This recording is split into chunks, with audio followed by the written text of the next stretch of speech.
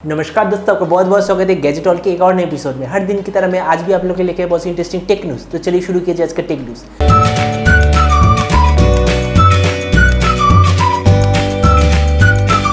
आज का पहला न्यूज़ है Realme की तरफ से।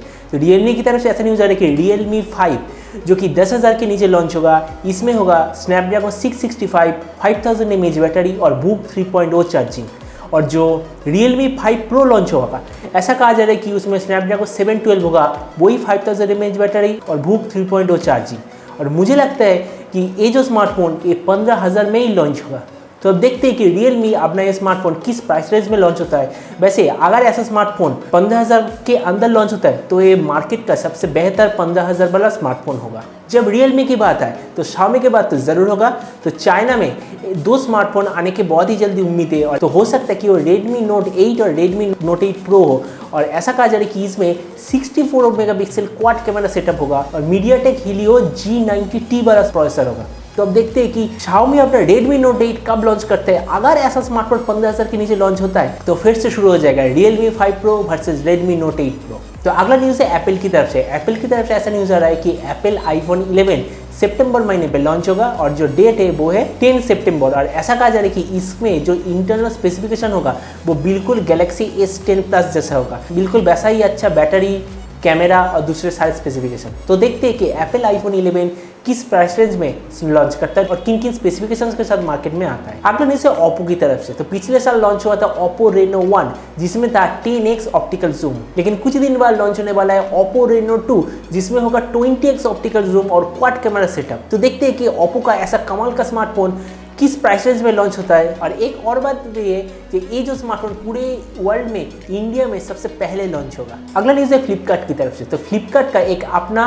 वीडियो स्ट्रीमिंग साइज लॉन्च हो चुका है और एक स्ट्रीमिंग साइज लॉन्च हुआ है अमेजोन का जो प्राइम सर्विस है उनसे कम्पीट करने के लिए। वैसे ये जो सर्विस है पूरा का पूरा फ्री है। वैसे अभी इसमें 4 स्ट्रीमिंग साइट में से कंटेंट दिखा रहा है, वो है आरए, Dice Media, TVF and boot. और फ्यूचर में और भी ओरिजिनल कंटेंट और दूसरे सारे साइट भी इसमें जुड़ जाएगा। मुझे तो लगता है कि अमेजोन के साथ कॉम्पीट करने के लिए फ्लिपकार्ट की तरफ से बहुत ही बढ़िया फैसला है। अगला न्यूज़ है अमेजोन की तरफ से। तो अमेजोन यूके में अपने नया सर्विस लॉन्च किया है जो कि बहुत ही बढ़िया है। अमेजोन पे हर चीज़ तो नहीं बिकता, मतलब कुछ चीज़ बहुत दिनों बाद भी वो नहीं बिकता है, तो ऐसी चीज़ों को अमेजोन अब चैरिटी में दे देगा। ये तो अमेजोन की तरफ से बहुत ही बढ़िया फैसला है और मुझे लगता है कि दूसरे सारे देश के सारे बड़ी कंपनी को ऐसे ही काम करना चाहिए। एक ऐसा न्यूज़ आ रहा है कि न्यूयॉर्क के इंडियन स्टूडेंट पढ़ रहा था, उसने कंप्यूटर के अंदर USB किलर को यूज़ किया। USB किलर एक ऐसा डिवाइस होता है जो कि आप जब कंप्यूटर पे लगाएंगे तो उसमें एक कोड छुपा होता है। वो कोड कंप्यूटर के मेन फ्रेम में जाके कंप्यूटर को ऐसी इंस्ट्रक्शन देता है कि जो चार्जिंग पोर्ट है उसे बहुत जल्दी ओवरचार्ज किया जाए, मतलब इसे कि जो सर्किट बोर्ड है पूरा का पूरा खराब हो जाए। तो इससे बड़ा का बड़ा डिवाइस और छोटा का छोटा डिवाइस भी खराब हो सकता है। और इस स्टूडेंट ने 66 ऐसे कंप्यूटर को पूरा खराब कर दिया है और इसीलिए इसके ऊपर इंडियन रुपीज़ में 41 लाख रुपीज़ का पनिशमेंट लगा हुआ है। और वैसे अभी ये जेल में है, पता नहीं इसने ऐसा क्यों किया है, लेकिन ये एक बहुत ही दुखद बात है। तो एक स्कूल बस के साइज का एस्टेरॉयड पृथ्वी के एकदम नजदीक आएगा, वैसे धरती से नहीं टकराएगा और इसका नाम है 2018 PN22। वैसे आप पिक्चर में देख सकते हैं एक कल धरती के एकदम पास आएगा और धरती के पास से निकल जाएगा। इससे धरती में कोई भी प्रॉब्लम नहीं होगा। एक और एस्टेरॉयड वो धीरे धीरे धरती के पास आ रहा है, इसका नाम है 1998 OR2 और इसका साइज बहुत ही बड़ा है। इसका साइज है 13,500 फीट और ये 2020 को 29 अप्रैल में धरती के एकदम पास आएगा। ऐसा उम्मीद है कि ये धरती के पास से निकल भी जाएगा, लेकिन कुछ कह नहीं सकते क्योंकि अभी 1 साल बाकी है और उसमें इस एस्टेरॉयड का जो ट्रेजेक्टरी है वो धरती की तरफ आ भी सकता है। वैसे ऐसा एस्टेरॉयड अगर धरती के साथ टकराता है तो पूरा धरती खत्म हो जाएगा क्योंकि इसका साइज बहुत ही बड़ा है। तो अगला न्यूज़ है इलोन मस्क की तरफ से। इलोन मस्क एक ऐसा इंसान है जो जिस चीज़ को सोचते वो ज़रूर करते। उन्होंने ऐसा कहा था कि फ्यूचर के सारे कार इलेक्ट्रिक होंगे, तो उनके पास टेस्ला कार आ गया। उसने ऐसा कहा था कि कम पैसे में स्पेस में सैटेलाइट भेजेंगे, तो उन्होंने SpaceX कंपनी बनाया।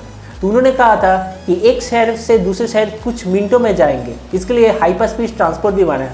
अब वो ऐसा कह रहा है कि जेम्स बॉन्ड फिल्म में जैसे एक सबमरीन होता था जो एक ही साथ कार और एक ही साथ सबमरीन है वो पानी में भी जा सकता है और ज़मीन पे भी जा सकता है। तो ऐसे कार वो बनाना चाहते हैं और मुझे ऐसा पूरी उम्मीद है कि ऐसा उन्होंने कहा है, मतलब वो ज़रूर ऐसा बनाएंगे। और एक कमाल का न्यूज़ आ रहा है, ऐसा कहा जा रहा है कि साइंटिस्ट धरती के जो एटमॉस्फेयर है उसे एक बड़ा सा लेंस की तरह इस्तेमाल कर सकते हैं। धरती के जो एटमॉस्फेयर है, दूसरे प्लैनेट से जो भी थोड़ा सा लाइट आता है या फिर कोई भी सिग्नल आता है वो धरती के एटमॉस्फेयर में टकरा के बिखर जाता है। मतलब इसमें लाइट का रिफ्रैक्शन टेक्निक यूज होता है। तो ऐसा हो सकता है कि बहुत बड़ा टेलीस्कोप ना बना के अगर धरती के पूरे एटमॉस्फेयर को एक टेलीस्कोप के बड़ा लेंस के जैसे इस्तेमाल किया जाए तो इससे बहुत ही दूर के गैलेक्सी को भी देख सकते हैं। तो आज का टेक न्यूज़ यही तक। उम्मीद है आज का न्यूज़ आपको पसंद आया होगा। अगर ये वीडियो आपको पसंद आए तो इसे लाइक और शेयर करना मत भूलिएगा। अगर आप इस चैनल पर नए हैं तो इसे सब्सक्राइब भी कर दीजिएगा और आपको जो भी विचार इस वीडियो के बारे में वो नीचे कमेंट सेक्शन में जरूर लिखिएगा। तो मिलते हैं अगले वीडियो पे, तो तब तक stay tuned and always remember think positive, be positive. Thank you.